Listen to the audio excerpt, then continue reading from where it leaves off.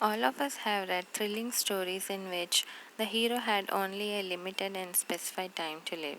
Sometimes I have thought it would be an excellent rule to live each day as if we should die tomorrow. Such an attitude would emphasize sharply the values of life. We should live each day with a gentleness, a vigor, and a keenness of appreciation which are often lost when time stretches before us in the constant panorama of more days and months and years to come. Most of us, however, take life for granted. We know that one day we must die, but usually we picture that day as far in the future. When we are in buoyant health, death is all but unimaginable. We seldom think of it. The day stretches out to an endless vista, so we go about our petty tasks, hardly aware of our listless attitude toward life.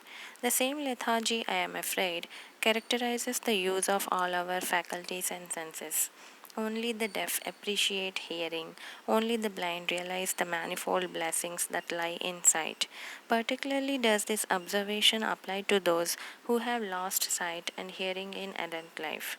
But those who have never suffered impairment of sight or hearing seldom make the fullest use of these blessed faculties. Their eyes and ears take in all sights and sounds hazily, without concentration, and with little appreciation. It is the same old story of not being grateful for what we have until we lose it, of not being conscious of health until we are ill. At times, my heart cries out with longing to see all these things. If I can get so much pleasure from mere touch, how much more beauty must be revealed by sight? Yet those who have eyes apparently see little. The panorama of color and action which fills the world is taken for granted. It is human, perhaps, to appreciate little that which we have and to long for that which we have not. But it is a great pity that in the world of the light, the gift of sight is used only as a mere convenience rather than a means of adding fullness to life. If I were the president of a university, I should establish a compulsory course in how to use your eyes.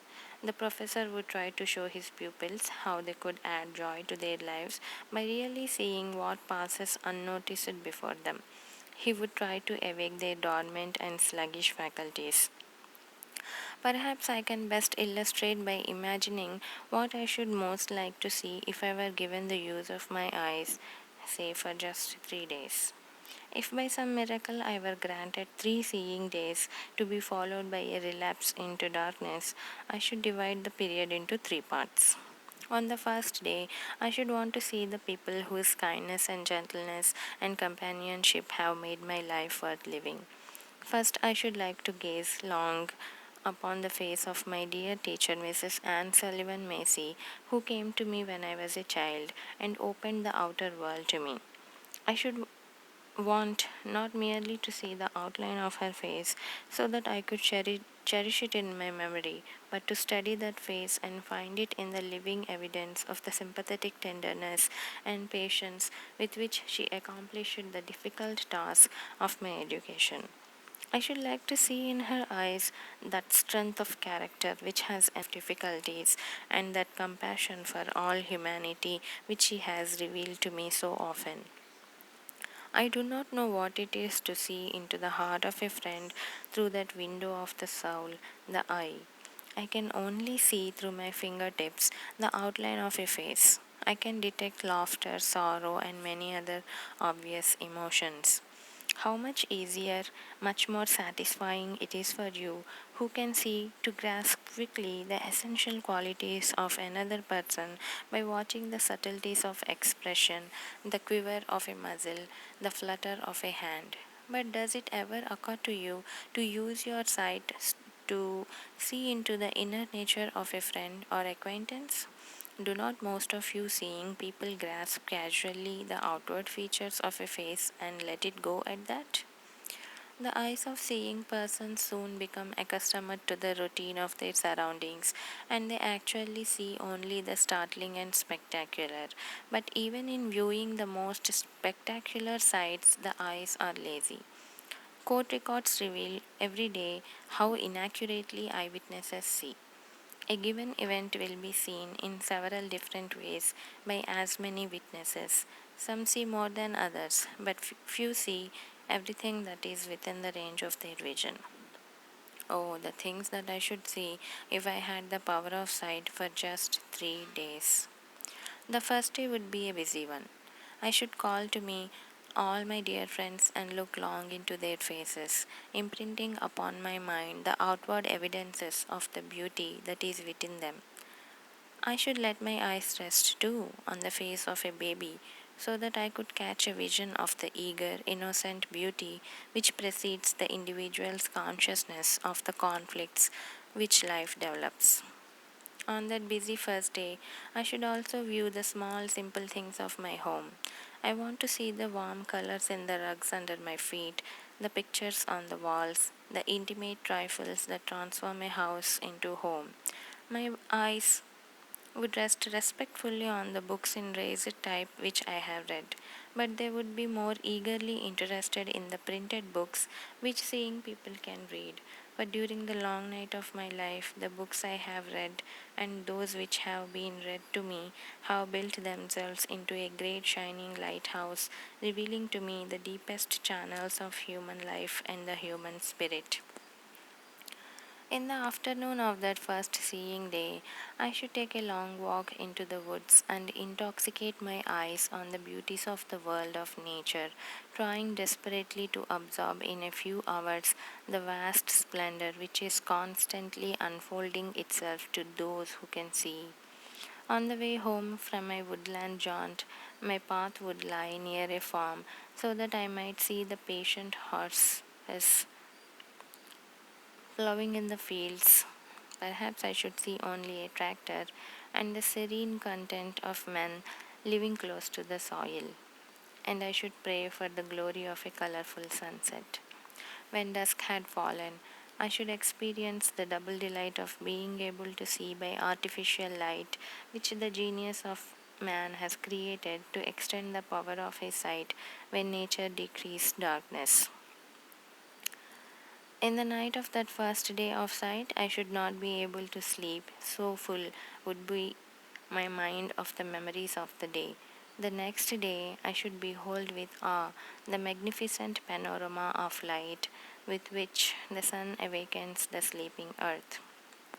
This day I should devote to a hasty glimpse of the world, past and present.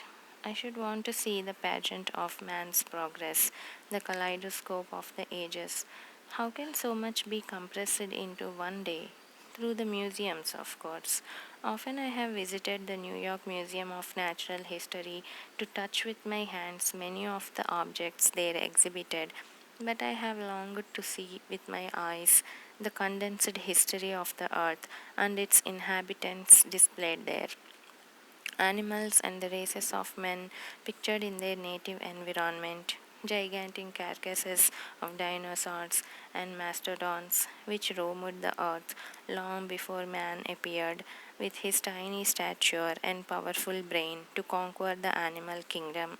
Realistic presentations of the processes of evolution in animals, in man, and in the implements which man has used to fashion for himself a secure home on this planet, and 1,001 other aspects of natural history. My next stop would be the Metropolitan Museum of Art, for just as Museum of Natural History reveals the material aspects to the world, so does the Metropolitan show the myriad facets of human spirit. Apollos and Venuses and the winged victory of Samothrace are friends of my fingertips. The gnarled bearded features of Homer are dear to me, for he too knew blindness. My hands have lingered upon the living marble of Roman sculpture as well as that of later generations. I have passed my hands over a plaster of cast of Michelangelo's inspiring and heroic Moses. I have sensed the power of Rodin. I have been awed by the devoted spirit of Gothic wood carving. These arts, which can be touched, have meaning for me, but even they were meant to be seen rather than felt, and I can only guess at the beauty which remains hidden from me I can admire the simple lines of a Greek vase, but its figured decorations are lost to me. So, on this second day of sight, I should try to probe into the soul of man through his art. The things I knew through touch, I should now see, more splendid still. The whole magnificent world of painting would be opened to me, from the Italian primitives with their serene religious devotion to the moderns with their feverish visions. I should look deep into the canvases of Raphael, Leonardo da Vinci, Titian, Rembrandt. I should want to feast my eyes upon the warm colors of Veronese, study the mysteries of E.I. Greco, catch a new vision of nature from Corot. Oh, there is so much rich meaning and beauty in the art of the ages for you who have eyes to see. The evening of my second day of sight, I should spend a theater or at the movies. Even now, I often attend theatrical performance of all sorts, but the action of the play must be spelled into my hand by a companion.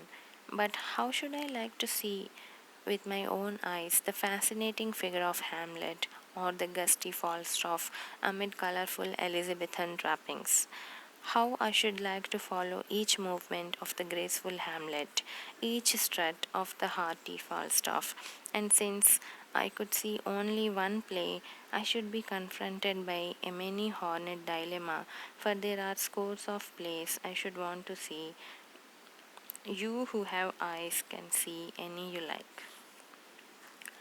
One of my dearest memories is of the time when Joseph Jefferson allowed me to touch his face and hands as he went through some of the gestures and speeches of his beloved Rip Van Winkle.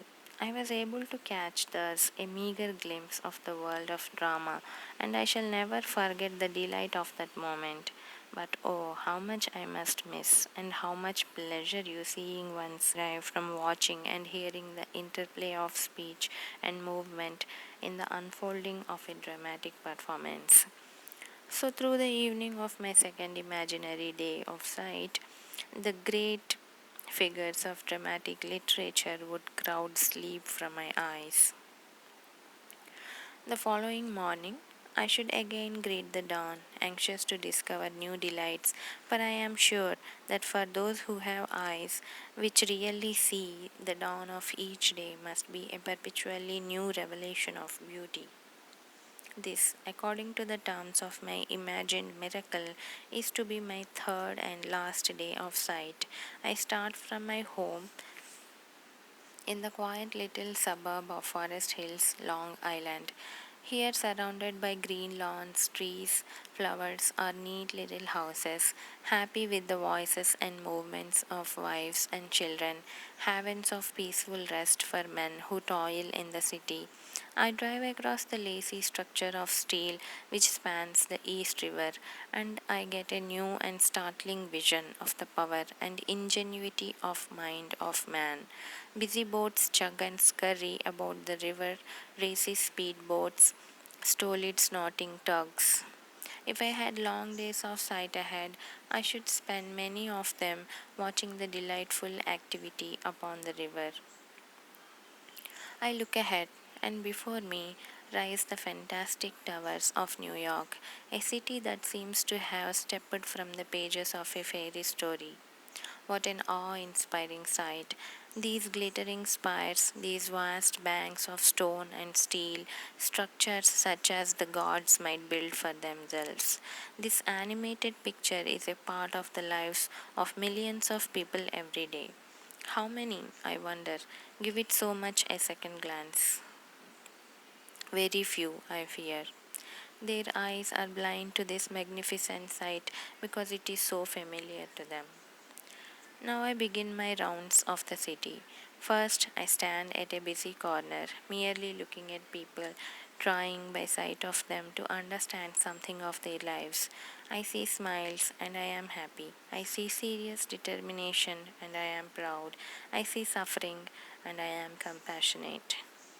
I stroll down Fifth Avenue. I throw my eyes out of focus so that I see no particular object, but only a seething kaleidoscope of color. I am certain that the colors of women's dresses moving in a throng must be gorgeous spectacle of which I should never tire. But perhaps if I had sight, I should be like most other women, too interested in styles and the cut of individual dresses to give much attention to the splendor of color in the mass. Am I convinced too that I should become an inveterate widow shopper? For it must be a delight to the eye to view the myriad articles of beauty on display. From Fifth Avenue, I make a tour of the city to Park Avenue, to the slums, to factories, to parks where children play. I take a stay at home, trip abroad by visiting the foreign quarters. Always my eyes are open wide to all the sides of both happiness and misery, so that I may probe deep and add to my understanding of how people work and live. My heart is full of images of people and things. My eye passes lightly over no single life. It strives to touch and hold closely each thing it gazes rests upon. Some sights are pleasant, filling the heart with happiness, but some are miserably pathetic. To these latter I do not shut my eyes, for they too are part of my life. To close the eye on them is to close the heart and mind. My third day of sight is drawing to an end.